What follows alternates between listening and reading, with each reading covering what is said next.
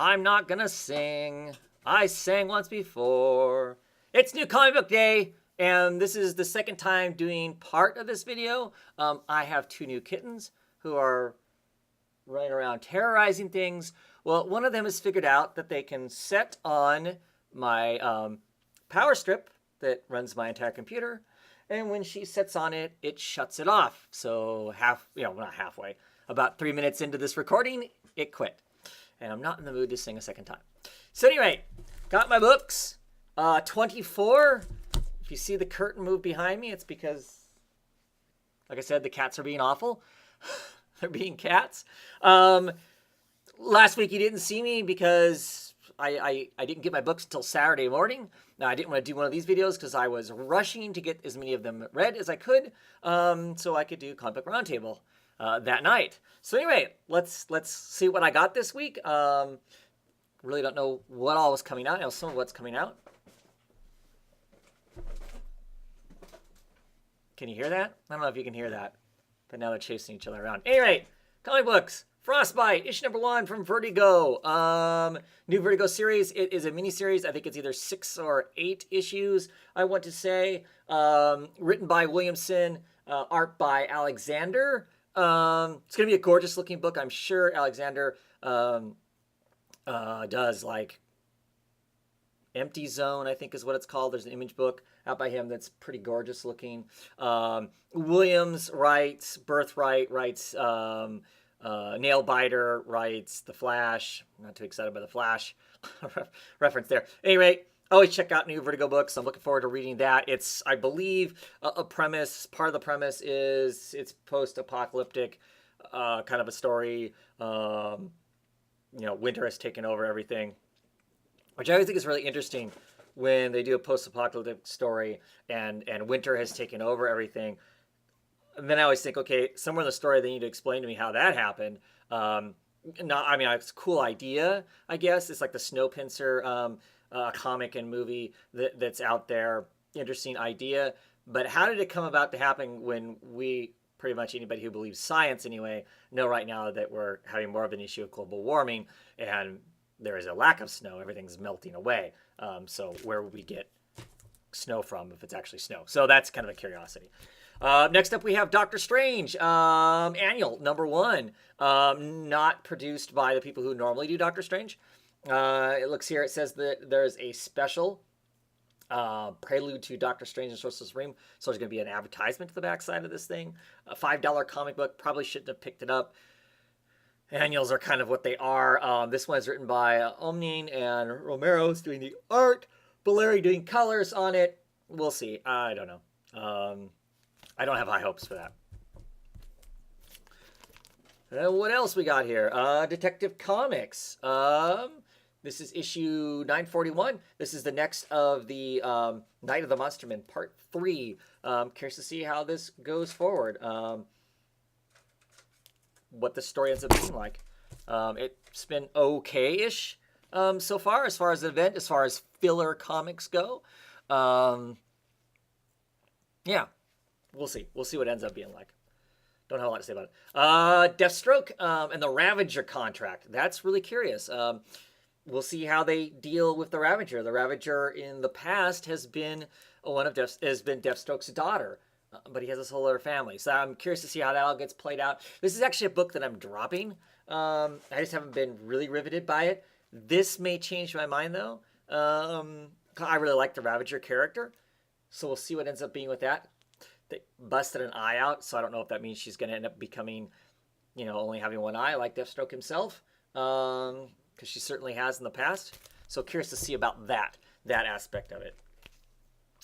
Blue Beetle, the official first issue of Blue Beetle. Kind of curious to see how this, works itself out and whatnot. I kind of enjoyed the Rebirth issue. There's aspects of it that I could see being problematic from a new reader standpoint, but I kind of thought it was going to be fun. Maybe it'll continue to be fun. So looking forward to checking that out. Always a big fan of this version of the Blue Beetle. Cool that they put Ted Kord in it too. See how that all works out. Should be interesting. So this is Batman Beyond. This is the Rebirth issue. So this will basically, more than likely, set the setting for what Batman Beyond is going to be like. Written by Dan Jurgens, who's writing Action Comics, which I'm not excited about, so we'll see how this works out. Sook on art, super excited about that. I'm a big Sook fan. You don't see him do a whole lot of sequential art, it seems. Mostly, he does a lot of covers. So yeah, looking forward to seeing what the book looks like and what this McGinnis version of Batman Beyond ends up being like. Cool. Next issue of Batgirl issue number 3. I've been enjoying this. Some people it hasn't been their thing. I've really been enjoying it. I think Hope Larson is juggling elements from all the versions of Batgirl quite well, I think. And Albuquerque Art's been fun. Looking forward to seeing what's next with it. It's an enjoyable monthly book. Ms. Marvel, this is issue number 11, another Civil War tie-in. Curious to see how this one goes. You know, it's dealing with the elements of a Civil War, but kind of on its own terms. Looking forward to seeing how that all plays out. She seems to have a plan, so I'm curious to see what her plan is. Spider-Woman, issue number 11, another Civil War tie-in. I'm looking forward to this one because how the last issue ended, with her going up to call Carol to talk about the Ulysses and how well he predicts things and how they really should be using that and whatnot, and then to find out at the very end of that Hawkeye has killed Bruce Banner and all of that aspect of it. So I'm curious to see what kind of chaos and havoc ensues now because of that. Literally, they use that knowledge to do exactly what I think Jessica thought was going to happen, and is very angry about it. Yeah. Section 8, Six Pack and Dog Welder. This is the Hard Traveling Heroes. First issue of this was really good. Excited to see where this goes. Here we got John Constantine, who was teased at the in the last issue as being kind of the mystery man, and we had the Spectre show up at the very end of the issue. So excited to see how this all plays out. Number 2 of 6. It's been some fun. So this is issue 3 of Sombra. The daughter has rediscovered her father, who's across the border in Mexico, kind of living the Heart of Darkness / Apocalypse Now version of Brando's character in that movie, anyway, of the Apocalypse Now movie. I'm curious to see how she handles having discovered her father, and her father's gone off the deep end of hunting criminals and kind of being one himself in some aspects. So it's been really good. The Justin Jordan writing it's been decent. The art by Paul Tervero has been really cool. Interesting thing about this comic book, it is also published as much in Spanish as it is in English. So because it has 2 audiences, they figure. So I'd be curious to find out if any of my Spanish-speaking friends are reading the Spanish version of this and what they think of it. Or even better yet, if you are in Mexico, what do you think of it? I'd be curious to know what that's like. You can do some digging around to find out about that. Next up, we have Astro City. This is issue number 39. That is a cool-ass cover. Hangman there. I've been looking forward to reading some about the Hangman. I always kind of liked that character in the past. So curious to see what this is going to be like. That's a cool cover, though. Actually started enjoying, as a whole, reading Astro City in singles again. I kind of go back and forth. It's one of those titles that sometimes I enjoy it much better in trade than I do in singles. That's why I dropped it originally. Of course, now I'm getting a part of a Vertigo bundle, and that's why I'm picking it up in singles as opposed to trades. Ah, yes. So the Odyssey is back. Issue number 11. A wonderful play on Clement's The Kiss. Go look that up. It is a favorite piece of art of mine. It really has a lot of aspects to that. Of course, it's not all the golds and whatnot, but you still have the kind of circle patterns that are part of that. And of course, in this case, it's a a group of 3 as opposed to 2. The Clements, the Kiss. Super excited to have this book back. I think it's smartly written, and Christian Ward's art is always amazing on the book. Looking forward to really getting back into the Odyssey and reading that cool stuff. Yes! Heavy comics I read. I read lots of heavy comics. Here's a comic that I'm hoping isn't going to be heavy, that it'll be fun. Josie and the Pussycats, issue number 1. Archie Comics. You know what? I think this is the first Archie comic I have ever bought with my own money. It hasn't been given to me or anything like that. It's not an Archie comic, but this is replacing not Jessica Jones, Patsy Walker, aka Hellcat, because that book just kind of went off the rails for me, and I wasn't enjoying it. It didn't have enough fun aspect for me in it, so hoping that this one will be fun. I got the regular cover. There are some awesome covers out there of this book. I'm pretty sure this is the regular cover anyway. Anyway, Marguerite Bennett and Cameron Diego are the writers, and Audrey Molk is the artist. Super excited to see what it's going to be. I hope it's going to be some fun. I like comic books that have to do with music and have to do rock and roll and all that kind of stuff. So I hope I'm going to get all of that kind of thing in there. You know, really, the more I look at it, this is kind of the boring cover of all the covers that are out there. But yeah, we'll see. I'm excited. I'm excited to check it out and see what's going on. Come on, girl bands. Gotta like girl bands. Let me get back in the bag and then we'll go on. What's next? Oh, Deadly Class, issue number what? This is 22. I gotta love my cats. Deadly Class. So issue number 22. The way it ended last time. Really curious to see what happens now. We got Soya here. We got all these people in the background. I have no idea who they are and what's going on going forward. The last issue, issue 21, ended on an extreme shock. So shocking that people actually went to the internet to ask the creators if the series was done. So, really excited to see what's next. I enjoyed it before. I'm hoping I'm still going to enjoy it because I really like those characters and not a lot of them around anymore. So, we'll see what's next with that. Okay, Wonder Woman issue number 7. Look, the modern part of this story. Looking forward to getting into this, to checking it out, to see Wonder Woman kick some more ass. All kinds of, oh my gosh, on the internet right now about Wonder Woman. The fact that she is queer. I thought that was common knowledge. If you're a Wonder Woman reader of any sort, actually any sort, you have to know that, right?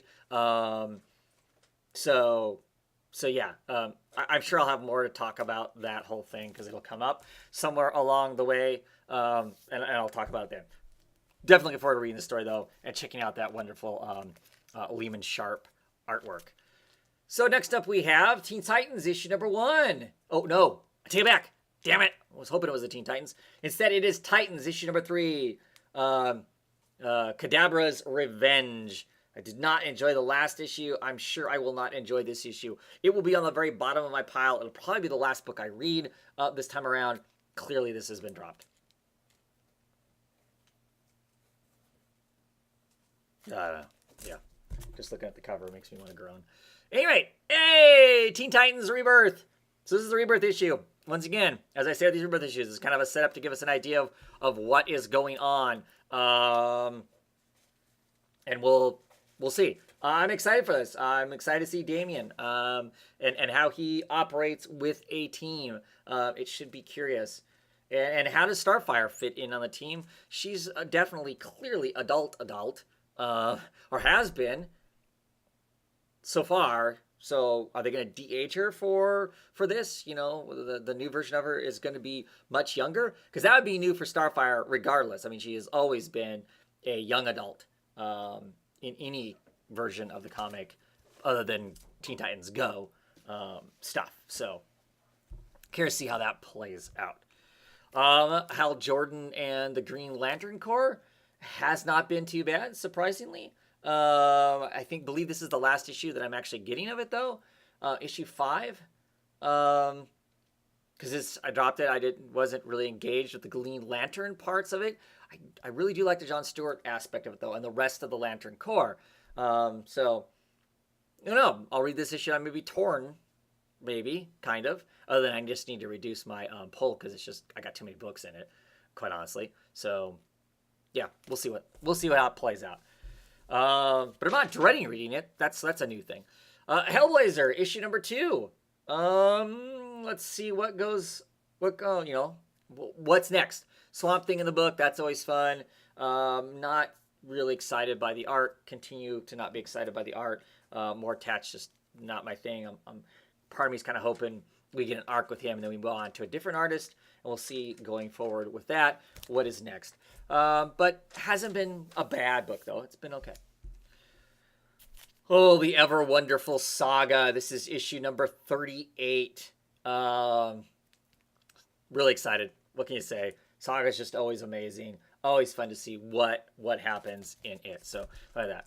Another book that will fall clear to the very bottom of my pile because I have not been enjoying it one bit is Suicide Squad. This is issue number 3. I'm hoping this is like the last issue. The last issue I read broke the camel's back. I decided I'd definitely drop it when I did my order. So I can't remember if there's more on it than this or not. But yeah, just been bad. This will go clear to the bottom of the pile with the Titans.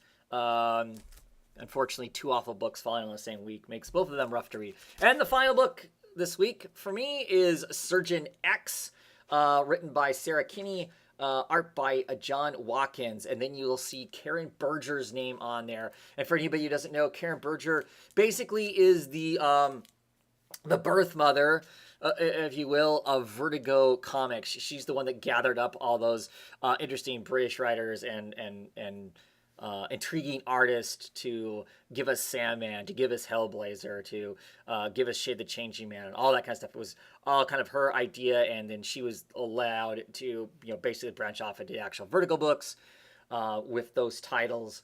And this is her first jump back into comics, publicly back into comics, since she left DC, since she left Vertigo and DC, which has been a few years now.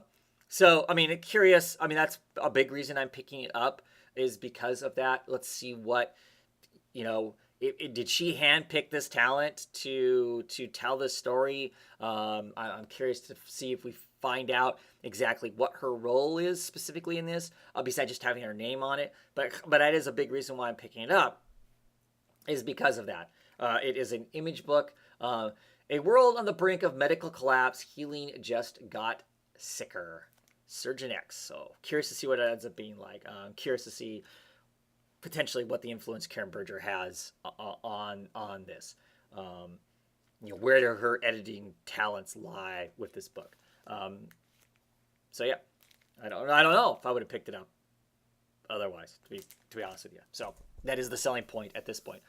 So we'll see. That's it for my books. I'm going to cut this off before the cats screw something else up for me.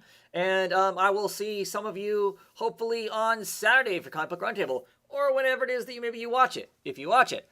Anyway, have a great one, and I'll catch you next time.